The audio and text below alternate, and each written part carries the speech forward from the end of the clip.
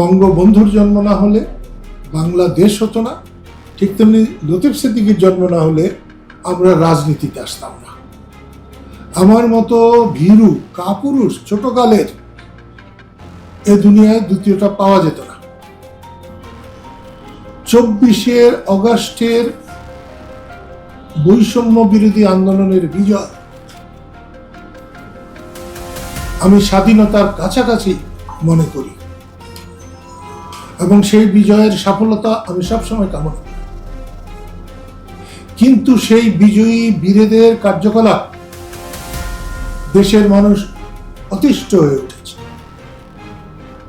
আমি তো ভেবেছিলাম তাদের এই বিজয় 1000 বছর চিরস্থায়ী হবে,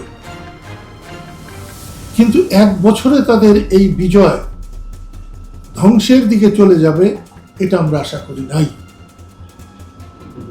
এটা যদি বলা হয় তাহলে আওয়ামী স্বৈরাচারের চাইতে, আওয়ামী স্বৈরাচারের দোসরদের চাইতে এই স্বৈরাচারে তো অনেক বড় স্বৈরাচার। মানুষকে কথা বলতে দিচ্ছে না, মত প্রকাশ করতে দিচ্ছে না। বাংলাদেশে একমাত্র সবচেয়ে বড় সমস্যা সুন্দরভাবে নিরপেক্ষভাবে একটি ভোট অনুষ্ঠান, ভোটাররা যাতে ভোট কেন্দ্রে গিয়ে ভোট দিতে পারে, এটার মস্ত বড় সংস্কার দরকার, নিরাপত্তা আনা দরকার। আর অন্য কিছু অনির্বাচিত কারোর দ্বারাই করা সম্ভব না, উচিত না, এবং সেটা মানুষ মেনে নেবে না। সেই জন্যে আজকের এই যে ঘটনায়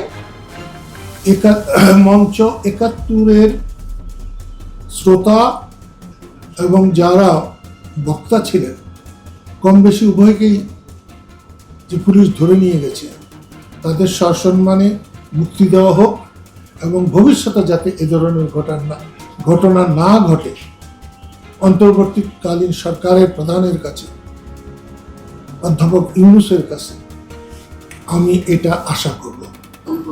যে কোনো গ্রেপ্তার দেখালে আমাদের কোনো আপত্তি নেই। তারা মিথ্যাও দেখাতে পারে, দেখান, কিন্তু গ্রেপ্তার না দেখিয়ে, কোনো কারণ না দেখিয়ে একজন স্বাধীন নাগরিককে 1 মিনিটের জন্য কোথাও ডিটেন করা যায় না। আমার বক্তব্য এটা।